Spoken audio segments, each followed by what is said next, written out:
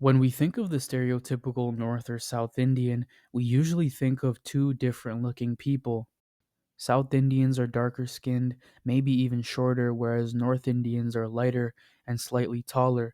And although this is a generalization, there are plenty of dark skinned North Indians and light skinned South Indians, but usually the more south you go, the darker the skin gets. Why is this? Many people will say things like, well, South Indians are Dravidians, they are the quote unquote original people of the Indian subcontinent, whereas North Indians are Indo-Aryans, they are invaders. How true is this claim? Is dark and light skin in South Asia due to genetics, ancient migrations, or adaptations to their climate, or is it all three? Like I mentioned before, this is a generalization of how people in North and South India look.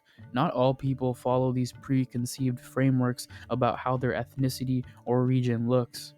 Also, I wanted to say that this entire video is also about the Indian subcontinent as well. A Punjabi Pakistani looks different from a Sri Lankan Tamil. The reason they look different from each other will be explained in this video because it's the same reason an Indian Punjabi and an Indian Tamil look different from each other. First of all, let's dispel this whole Dravidian and Indo-Aryan myth when it comes to skin tone in South Asians. Dravidians aren't the quote-unquote original Indians. When I first started looking into South Asian ancestry, language, and culture about 10 years ago, I thought this too, but this is very much an oversimplification and a misconception. This is usually people's thinking process when they make these claims.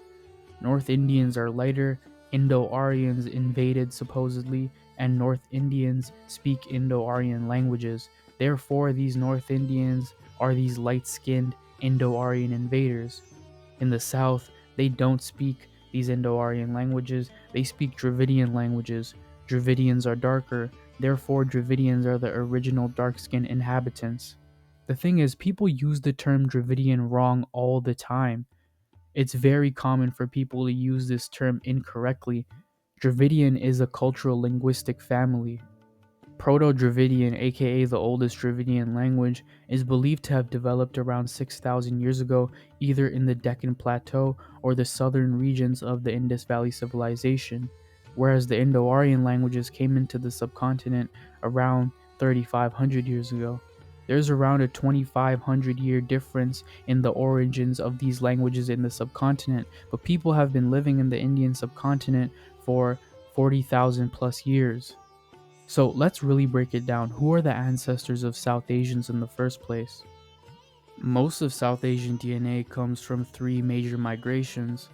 I've made a video going more in depth on this topic, but I'll do a very quick overview on the ancient people that make up South Asian DNA. First is the AASI, or Ancient Ancestral South Indian, aka the South Asian hunter-gatherers.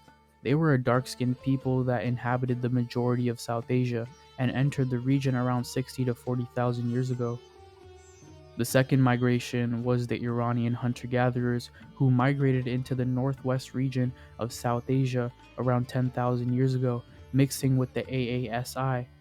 This mixed group developed farming in this region, which went on to become the basis of the IVC, the Indus Valley Civilization. The IVC was populated by this mixed people, with the more north and west you go into the Indus Valley Civilization likely having more Iranian related DNA, and the more south and east you went having more AASI DNA.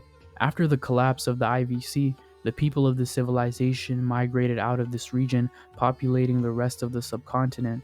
Most South Asians can trace their ancestry to the Indus Valley Civilization, around 45 to 60% of their DNA. However, two genetic groups formed due to this expansion. The IVC people, who, like I mentioned, were a mix of Iranian hunter-gatherer and AASI, the ones of this population who mixed with more AASI after migrating south and east into the subcontinent became labeled in modern genetics as the ASI, or Ancestral South Indians, whereas the ones that stayed in the north and mixed with these new migrants, who I will mention in a second, became known as the ANI, the Ancestral North Indians. This new group that came into the subcontinent we call the Indo-Aryans, who were a descendant population of the western steppe herders, entering South Asia around 3,500 years ago, bringing religious tradition, culture, and their language, which became ancestral to all modern Indo-Aryan languages. The AASI had dark skin, whereas the West Eurasian Iranian hunter gatherers had brown skin, and the Indo-Aryans, who were also West Eurasian, had olive to light skin. West Eurasian meaning developing in the western half of Eurasia. These West Eurasian groups are characterized by lighter skinned and being more hairy. Most South Asian ethnicities are descendants of these groups, the AASI, the Iranian hunter gatherer, and the Indo-Aryans, and having different rates of these ancestries, which has an impact on phenotype. So let's have a look at the genes of modern South Asian populations to try to see why North Indians are lighter and South Indians are darker. The average Tamil person, yes, Dravidian, has around 50 to 55% AASI DNA, 15 to 30% Iranian hunter-gatherer DNA, and around 10 to 20% Indo-Aryan DNA. It is very common for South Indians to have around 50% AASI DNA, and usually the more north you go up from there, the higher the West Eurasian DNA gets.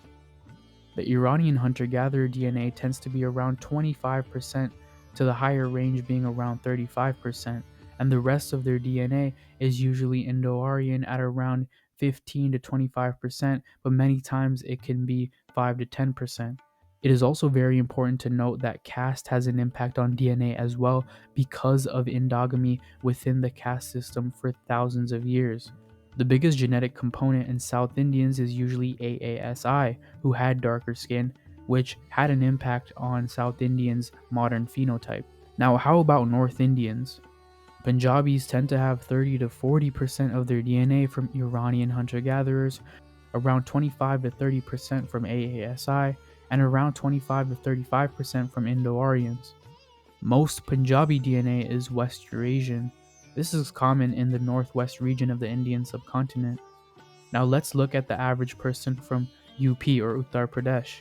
Their DNA is usually around 30 to 50% AASI, 25 to 40% Iranian hunter-gatherer, and around 15 to 25 or even 30% Indo-Aryan. This is because in places like the Gangetic Plain, there is a large range of these ancestries because they are much more mixed. And because of this, you will see a variety of dark and light people everywhere. When we're thinking of the differences in skin tone in South Asia, most of the time what we are really talking about are the differences between someone from the deep south and someone from the northwest.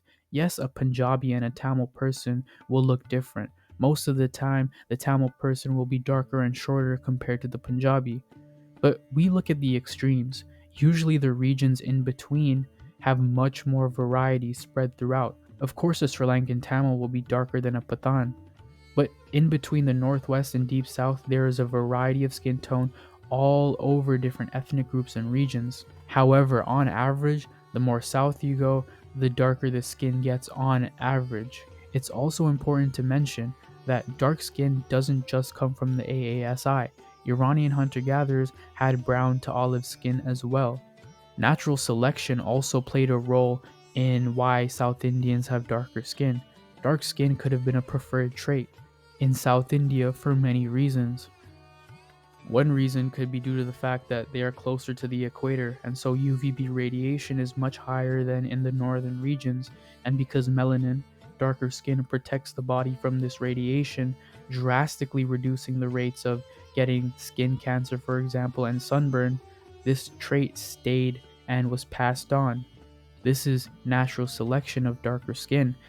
South Asia is very diverse, whether that be linguistic, cultural, or traditional diversity, or phenotypic and genetic diversity.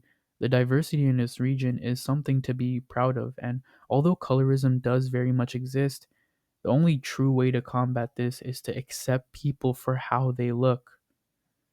If you like this video, like, comment, subscribe, it means a lot, and thank you guys for 2,000 subscribers.